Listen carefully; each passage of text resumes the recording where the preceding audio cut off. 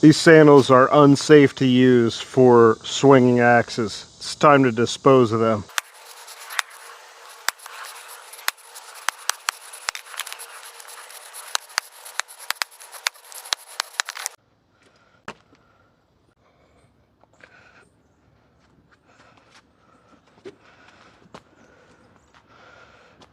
Now we're safe.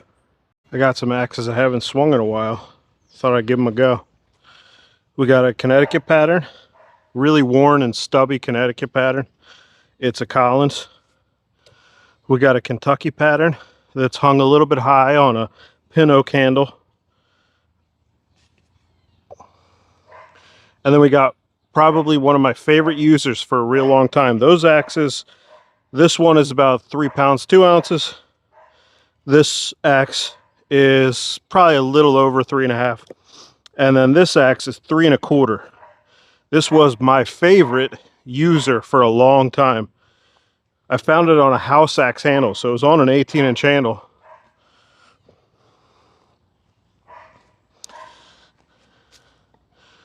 Let's give this one a go first. We're not going to be doing too much. I don't have much timber.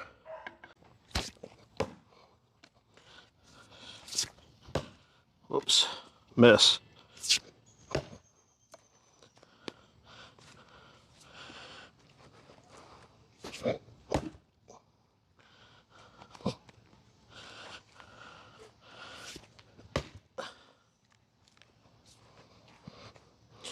I don't usually cut from the top. Let's see what happens.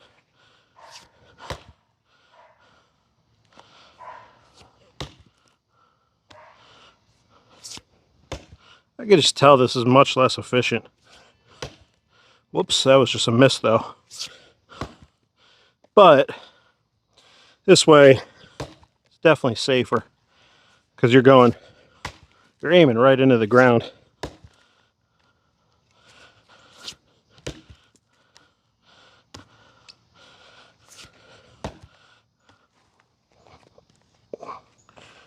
A little bit too wide of a notch here.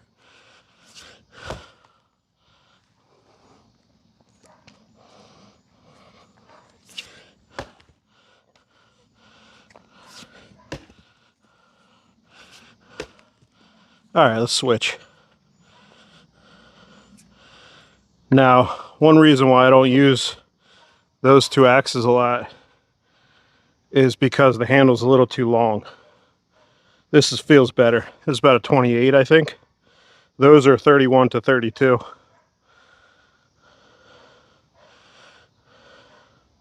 The edge angle on this, probably around 25. Actually, let's not guess. Let's check for certain. Forgot that I had this. 27.5. Nope. Yeah, so it's maybe 24.5 or 24. Yeah, that's a nice working edge because I'll use this axe for hours and I don't need to touch the edge. I haven't sharpened this in a long time, and you saw it did no deflecting. Let's check this one now. The Kentucky pattern looks good. I reprofiled this. Well, most recent thing I did with this axe is I reprofiled it and polished it a little. Start with 27.5. This one is closer to 25. So this one's like 25. And then this was like the first cutting axe. Oh, whoops, wrong axe. And this was like the first true cutting axe that I had. This Collins, really stubby and worn. Let's see. Oh, about 23-degree angle. So let's give this, we're not going to do too much chopping because if I separate this, we won't be able to see how the other one chops. Oh, I like this. I like this edge. the thickness is helping with popping the chips and releasing.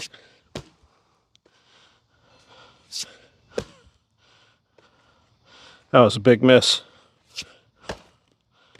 Feels good.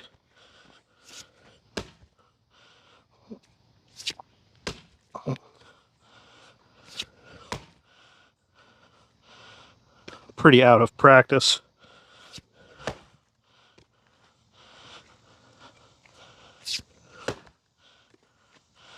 What we'll do is we'll flip to the other side to try the other axe. I mean, if you think about it, this is slightly thinner edge profile, so it makes sense that it's doing a little better, but it also has a fatter profile and is a little heavier. So the timber kind of bends to its will a little better. All right, let's flip it. Try the other one.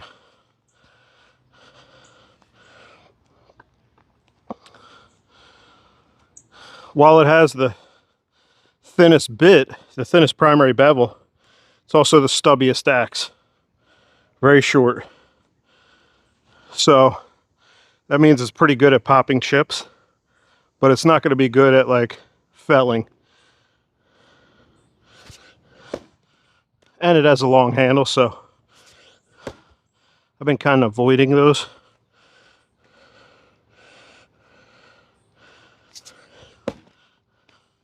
Yeah, it really releases nicely.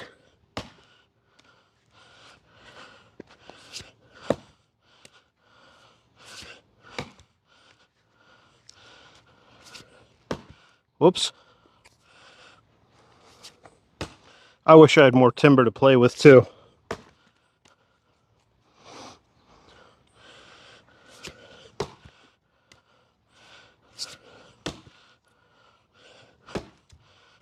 Okay. Kind of get the gist.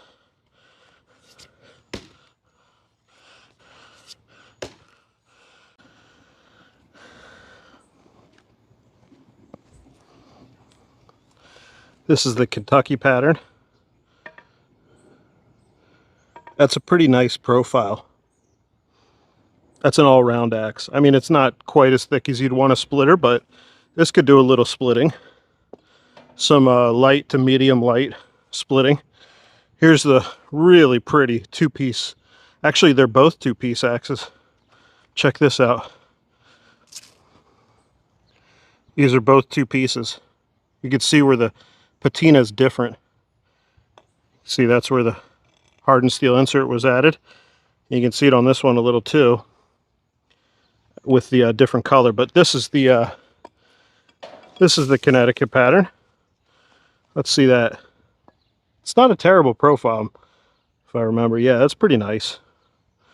And then here is the Connecticut pattern that's worn, super worn. You can see that. That's pretty fat. So anyway, just wanted to do a few swings, see how I felt.